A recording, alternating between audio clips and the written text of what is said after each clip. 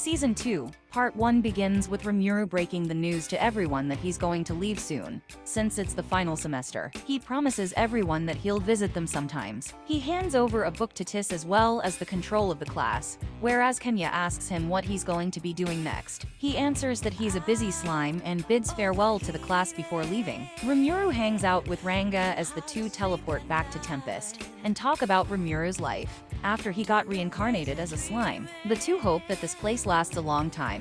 Now that Carrion has formed a non-aggression treaty with Tempest, Carrion asks Rimuru to send an ambassador to each other's countries, and he sends Benimaru as the embassy's leader and Reger as his secretary, which brings a tear to Reger's eyes. Rimuru establishes a press conference, and he gets up on stage with cheers and hooting of a massive crowd. He gives a horrible speech, and then delegates from the Jurail Federation Tempest departs to Eurozenia. Once the delegates head out, the people in Tempest start to prepare for the arrival of Eurozenia delegates. The embassy from Eurozenia arrives, bringing Albus the Golden Serpent and Sufia the White Tiger Claw. Sufia starts talking a lot of crap about humans, and how Rimuru shouldn't associate with them. Yam takes offense to this, and so does Xian. A fight breaks out. Xian fights Sufia, whereas a character named Rusha starts fighting Yam instead. Xian starts charging up a maximum magic bullet, but Albus steps in and stops their battle. This was just a test to see if Rimuru and his people were worthy of the beast's respect. A welcoming party for the Eurozenia embassy is held, and Albus's love for the apple brandy.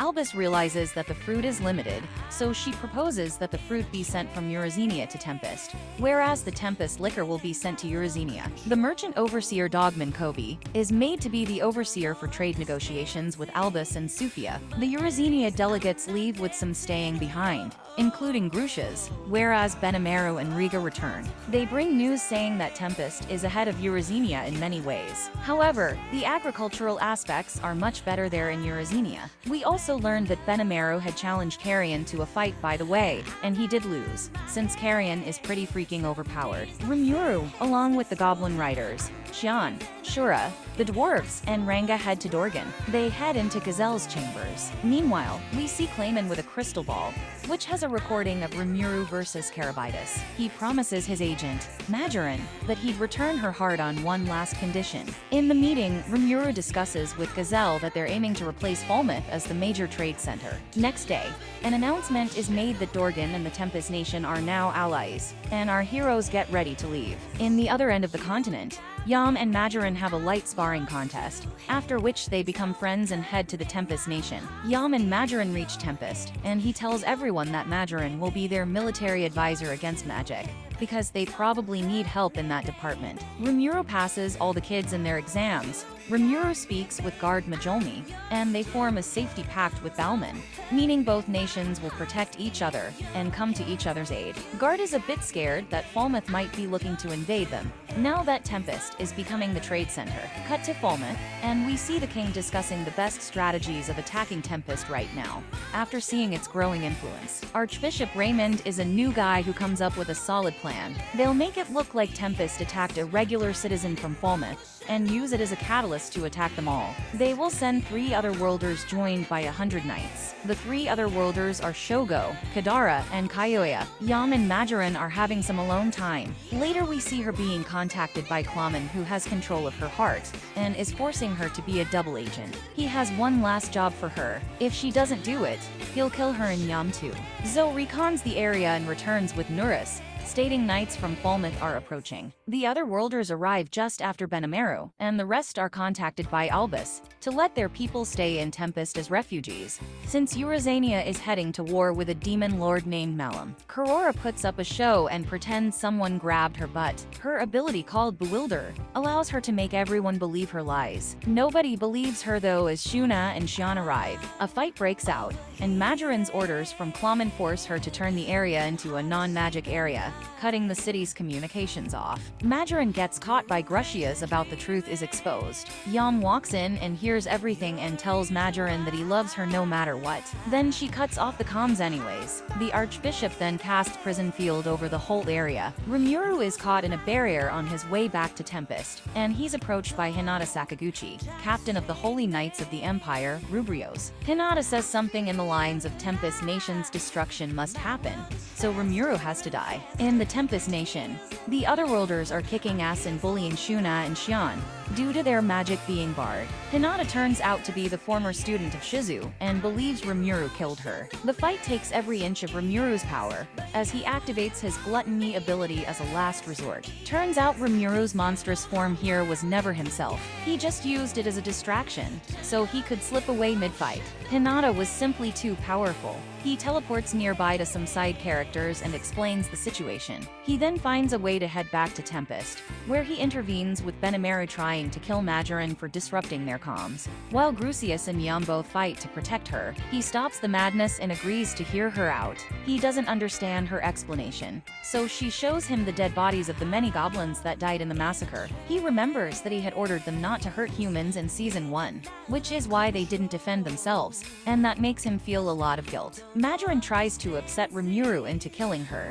so he would leave Yam and Grucius out of it. He stays calm though, and tries to understand her. During a conference they come to a conclusion that the Holy Church and Falmouth planned this attack together, as the Holy Church hates monsters, whereas Falmouth wants to remain the trade center. Majoran then comes clean and tells them all about working for Clayman. Way too much happens in episode 8. It starts with the news that Xian and Gabzo were killed during the battle, so no more pig pouncy boobs in the series left for Rimuru to gawk at. The three adventurers from Season 1 return and tell Rimuru there's a way to bring dead people back to life. Zoe, on the other hand, discovers the Western Holy Church's armies all camped out around the city, guarded by magic devices. It turns out that there's a way to revive dead people if you become a demon lord, and Rimuru had already acquired a demon lord seed when he defeated the orc disaster in Season 1. He has all the conditions marked so he can transform into a true demon lord if he consumes 10,000 human souls. Conveniently, Falmouth forces begin to converge on the Tempest Nation. He tells Majoran to die and stabs her in the heart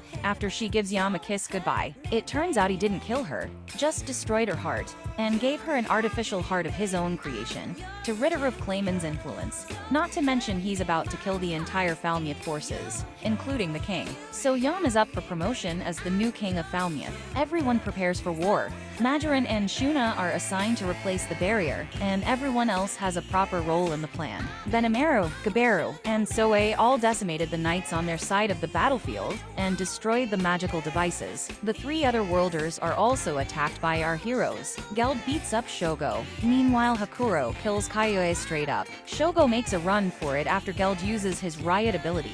Shogo finds Katada and kills her to use the survivor ability. That does nothing though. Geld kicks his ass down and Shogo regenerates. Then he gets his ass kicked again and again and again and again, until a new character named Raisin appears. He takes Shogo and teleports out. All four magical devices are now destroyed. Shuna and Majoran recreate the barrier to keep the souls in. Now, Rimuru prepares to kill the entire army. Before that though, Raisin kills Shogo and takes over his body instead of helping him, making him the most powerful Margin in Falmouth's history. Rimuru is shown killing everyone and everything he lays eyes on in the final moments. Falmouth forces are a fish in the barrel due to the magical barrier, so they can't escape. He keeps killing them one by one, taking out hundreds and thousands, and reaching closer to the 10,000 goal, so he can transform into a demon lord. He even kills Raisin, and thus pushes the king to open negotiations. He tries to lie his way out of this, but Rimuru blows his arm off. Rimuru uses his new skill Merciless, which takes out any soldiers who give up in the face of battle. He takes out all the soldiers using this ability, and is ready to transform into a demon lord. After his transformation, he summons 3 demons who aim to serve him, and all of his other followers will receive extra perks now too. They take the king, archbishop, and all other followers into custody, and Rimuru transforms from a slime into a demon slime. Then we go through a bunch of random bullshit about skills being upgraded. Merciless is traded for an upgraded gluttony, which is then upgraded to the Biles above skill. It turns out Raisin is still alive due to Shogo's survivor ability. Raisin then gets bullied by Black, one of Rimuru's new demons, until he passes out. Rimuru's transformation completes, and he uses the magic kills energies to resurrect everyone around him. But he doesn't have enough energy, so he uses the other 2 demons he had created earlier, and uses their energy to use the spirit art of resurrection. He then passes out. Rimuru regains consciousness in Xian's arms, with her boobs resting on top of his jello head. His followers had all evolved into more powerful beings, along with his great sage ability, which transforms transformed into an ability named Raphael. Cut to Malum and Eurozania, as Carrion decides to take her on alone, while everyone else retreats. However, Demon Lord Free jumps in and grabs Carrion from the back, and slits his throat, killing him. Eurozania is entirely wiped out, but the citizens are brought to safety in Tempest. It turns out Free was seen flying back to Clayman's domain after the fight had occurred. After the meeting, Black requests Rimuru to allow Black to serve him. Rimuru agrees to this and gives him the name Diablo, increasing his power level by a lot. Now, Rimuru has a few things on his mind, a few concerns, if you will. The inevitable showdown with Clayman is coming up, the aftermath of battling Falmouth and the king who's captured at the moment, as well as the Western Holy Church and Hinata Sakaguchi, who are still after them. However, Raphael chimes in and tells Rimuru that everything's going to be fine, because Veldora is almost free. Raphael uses his soul energy to create a body double for Veldora's soul to inhabit, which turns him into a blonde Chad guy with red tattoos on his face. This is where part 1 ends and part 2 begins. Rimuru and Veldora arrive at the Jora Tempest Federation after Veldora's gotten his new body. Rimuru introduces Veldora to everyone, but no one believes it's him. Trainee arrives and shows respect to her lord Veldora. The citizens then celebrate their lord's arrival, while Rimuru explains to Benimaru and Regerd how he freed Veldora and why he kept this secret. Xian turns into a better crook than ever before, due to her new ultimate skill. After celebrating his over with, Rimuru talks to the Beast Keepers where they plan to save Carrion and defeat Demon Lord Clayman. During the meeting, the Dwarf King Gozel Dwargo arrives and tells them that the kingdom of Farminus will attack them, so he came in with reinforcements. Rimuru explains that he's already taken care of it. But Errol Grimwald, Archduke of the Sorcerer's Dynasty Sarian, arrives and attacks Rimuru. Erin arrives and stops him, apologizing for her father's actions. Now they're all part of this big meeting. We get a glimpse into the inner sanctum of the Holy Empire, Ruberios. A man named Lapis is confronted by a vampire in priest robes. He gets torn to shreds by the vampire's red beam attack. In the next scene, Lapis is completely fine and holding an audience with Yuki Kagurazaka, the Free Guild's Grandmaster. Yuki notifies him that the transfer of the Alliance's president's soul into a homunculus is complete, and points Lapis to an elf woman named Tigali. Lapis laughs at the current form of the president, when comparing it to her prior appearance. As he welcomes the President Kazuram back, he tells Yuki of the vampire attack in the inner sanctum that he faced, and Kigali realizes it's the demon Lord Valentine, who also goes by the name Blood Tyrant. They decide to hold Walpurgis of the Demon Lords, since they have the required amount of Demon Lords in Clawman, Milam, and Free. Meanwhile, in Tempest, meetings between the monsters and foreign leaders takes place. Everyone is shocked at the sight of Ulthora, and Fuse faints out of pure shock. Gazelle and Errol request a private conversation with Rimuru, where Rimuru explains all the events leading up to the current moment. Errol promises friendly relations with Tempest, while they create a fake story to tell the public regarding Falmouth's army's disappearance. Fuse is shocked again when he hears Rimuru fought Hinata Sakaguchi, and he wonders who sold him out to Hinata. He thinks of all the people who know his history with Shizu, and only Yuki comes to mind. Raphael confirms his suspicions that it was indeed Yuki. Rimuru and the rest of the people are still in the meeting. Rimuru shares his plans to back Yam as the new king of Falmouth. Gazelle tests him with a series of questions to see if he has what it takes to rule a kingdom, and Yam answers everything truthfully to the best of his abilities. Gazelle appreciates the young, aspiring king, and likes his answers. Meanwhile, Errol begins to respect Rimuru as a man of honor, after he hears Rimuru say that all he wants is a world that is truly consumed by peace, with no sadness, only prosperity, love, and smiles. Now united, Rimuru and his allies look forward to their biggest enemy, Clayman, who is currently preparing for the Walpurgis, the meeting of all the demon lords. As the meeting concludes, Rimrus enters with an ominous warning regarding the fate of the Tempest Nation. Rimrus warns the united leaders that she's been summoned to the Walpurgis. She, on the other hand, has been working her way around the prisoners through torture, and it works because she finds some genuinely critical information. She finds that the Western Holy Church plans to attack them in the name of God. Rimuru orders Diablo to help several of the leaders in escorting the prisoners back to their homeland, and to also make sure regarding the security matters there. The scout sightings come with a report that an army of 30,000 soldiers is approaching Tempest. Rimuru decides that their targets are the remaining Eurozanian refugees, who Clayman intends to kill in order to become a true demon lord. although that doesn't matter, because they're unable to stop the approaching attack. The talk is still on in Tempest, with all the species supporting Rimuru's decision to throw Clayman off. Raphael and Rimuru devise a plan to teleport the entire army and cut off Clayman's attack. However, Rimuru wants to end it before that is necessary, so Rimuru decides to attend the Walpurgis himself. Meanwhile, Diablo and Xian go against each other to see who's better to accompany Rimuru, but come to quick agreement over their respect for Rimuru. Rimuru decides to bring Xian and Ranga with him to the Walpurgis, while Rimuru takes Beretta and Trani with her. Later, Rimuru and Raphael come up with a plan to teleport the Eurazanian citizens. He teleports them to Gelb, who has created a safe place for the refugees to live in just the span of one night.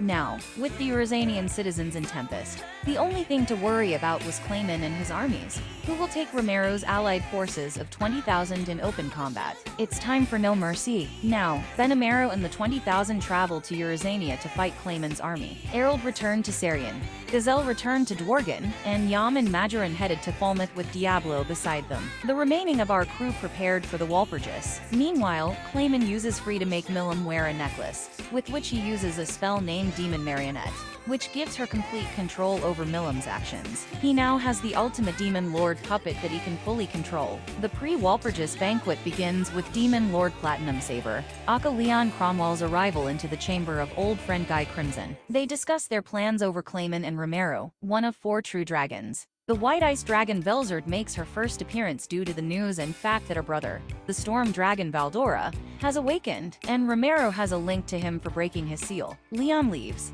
but Guy makes sure to ask Velzard if she would accompany her to Walpurgis. She declines, stating that she's not interested in it. It all adds up with the connection, which makes Walpurgis all the more interesting for the higher demon lords. The stage is set for the moment that will be defining the series unlike anything else. Rimuru continues with preparations for Walpurgis, including pouring the soul of Trainee into a doll made out of the Dryas tree. This evolves Trainee into a Dryas doll dryad, which grants her full freedom to go anywhere she wants, and will also allow her to accompany Rimurus without any concerns. Benimaru acquires the skill-born leader, which lets him read the enemy's movements efficiently. He also comes up with a plan to destroy Clayman's castle, which is believed to be behind the fog. Hakoro and Soe are meant to go, but Shuna insists on joining them. Though hesitant, Rimuru agrees to let her join them, as this is the perfect window to strike, and also the best opportunity to find Demon Lord Carrion and rescue him. They are to attack right after Walpurgis begins. Benimaru appoints Albus as the secondary commander for the battle. Now Benimaru and his forces lead Clayman's army into a trap set by Jelv.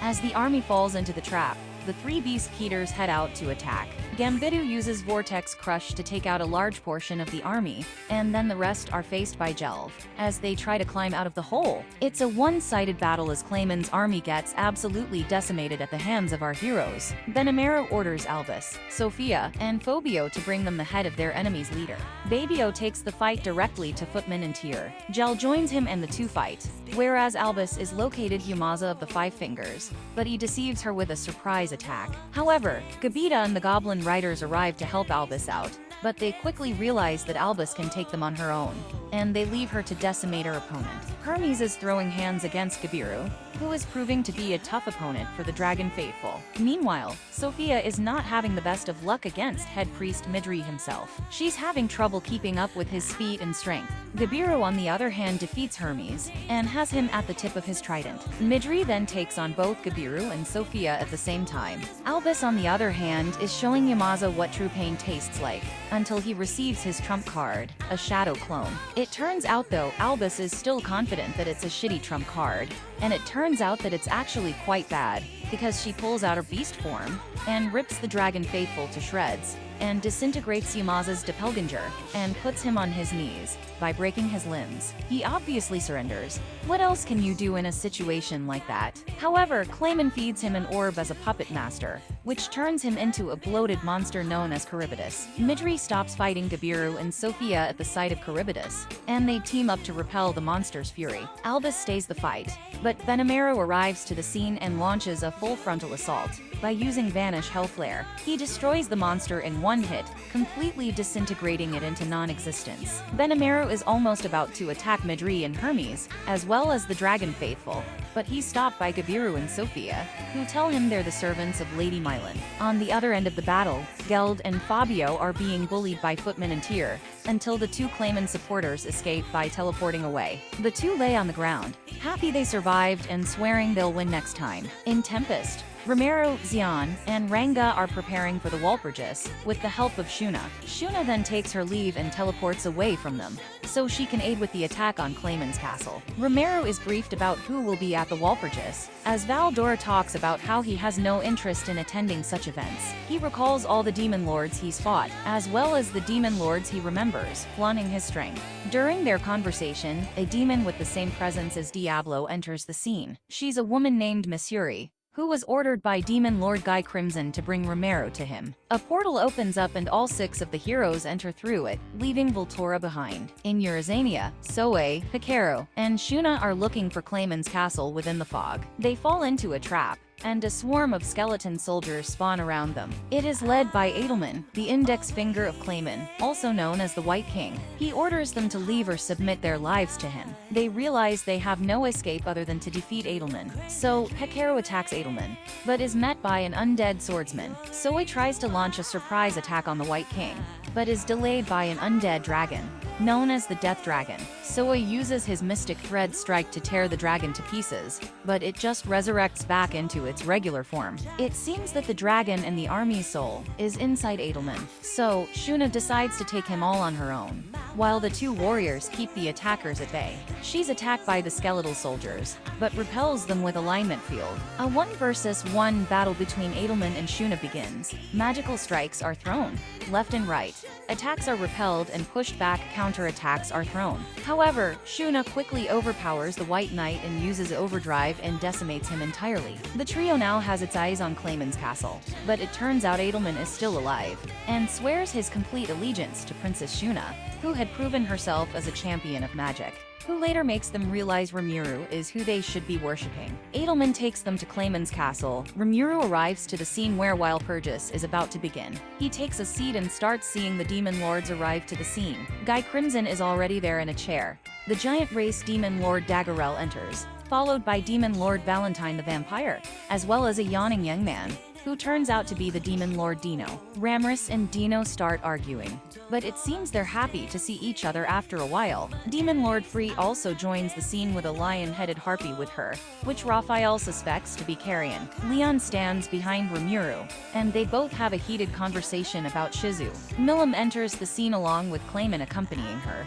He hits Milim in front of everyone, and this shocks everyone at the Walpurgis. The two have a seat, and the Walpurgis begins. At the Walpurgis, Clayman tries to portray Rimuru as an evil, conniving little brat, whose entire goal is to wreak havoc and create chaos. He talks about how Carrion planned to destroy things with the help of Rimuru, and lured him into doing all of this, as well as destroying the armies of Falmouth. He also mentions how Milim defeated Carrion to save Clayman, because she loved him so much. He then says that Rimuru is a lowly Magicorn, playing a part of a demon lord. However, he messes up by saying that Majoran was killed by Rimuru, which was Rimuru's plan all along. Rimuru shows them proof of Majoran's safety, as well as Yamza's transformation into Kari Bitis at Clayman's control. Clayman tries to convince the whole Walpurgis that Rimuru is a liar, but no one seems to be believing any of what Clayman is spouting. Rimuru gets up and gives a speech about peace and all that good shit, and then he declares Clayman as his enemy. He challenges Clayman to a battle, and the demon lords agree they'll purge Clayman if Rimuru wins. Clayman agrees to the battle,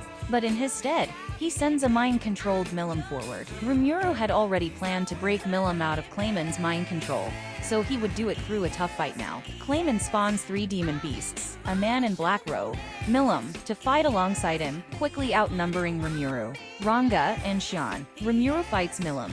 Meanwhile, Xian takes on the robed figure and Clayman. Ranga takes on all 3 of the demon beasts using his doppelgangers. However, this seems to not be enough, as our 4 heroes are fighting for their lives. Beretta jumps into battle to aid Rimuru, and he helps Xian repel the robed android's attacks. However, Milim quickly overpowers Rimuru and lands a killing blow. but at the very last second, Veldora jumps in and takes the hit for him. As it turns out, he's seemingly unfazed by the heavy hit. Rimuru orders Veldora to spar with Milim after talking about her being controlled, and heads back to Ranga. He sees that the beasts on the side of Clayman have curses on them, where they have been mind-controlled. Rimuru frees the beasts of their curse. On the other side of the arena, Beretta has managed to take the android completely apart. Veldora, on the other hand, is just using Street Fighter 2 moves on Milim to simply play with her along with a Kamehameha. Honestly, one of the best scenes I think I've ever seen in an anime. This shit was hilarious. Xion and Clayman still fight as Clayman is doing everything in his power to beat her, but she's just too strong for him. Or rather, he's too weak. Clayman turns into his beast form, but he's still too weak for Rimuru and Veldora, and Milim reveals that she was never in his control anyways, and that she was just playing Clayman like a fiddle. Xion carves through Clayman like butter, and they're teleported back to the Walpurgis. Carrion is alright and safe. Rimuru and Carrion shake hands as the peace between Tempest and Eurazenia is now written in stone. However, just as things seem to be over, Clayman finally begins to awake as a true demon lord. Rimuru says he will defeat Clayman all on his own. Clayman launches a ball of dark energy at Rimuru, but Rimuru uses Beelzebub and digests it, using it to create a barrier to trap them both inside. Now they must fight to the death. After getting a heavy beating by Rimuru, Clayman tries to crawl away screaming and crying, yelling for help. Rimuru uses Beelzebub, draining Clayman of all of his energy, until there's nothing left. Rimuru is recognized as a true demon lord at the Walpurgis. Milim has made the demon lord in charge of Eurazenia, whereas Carrion simply lives off as the king of the Beast Kingdom instead. Rimuru decides a new name for the Demon Council, which he names the 8-star Demon Lord's Octogram. Elsewhere in Bruberios, Lapis is getting chased by Hinata, who thinks that the lack of the Demon Lord's absence means a lack of security. Roy returns from the Walpurgis, who is confronted by Lapis. Roy tells him that Clayman is dead, after which Lapis tears his heart out after hearing of his friend's doomed fate. He laughs hysterically. The Kingdom of Tempest, Eurazenia, Falmouth, Blumond, and even the Dark Lords all prosper in the time of peace after Clayman's demise. The people cheer for Rimuru as their savior. And that's the end of the video. As always, if you liked what you saw, subscribe to the channel. I'll be uploading a lot of videos just like this. So I'll see you at the next one.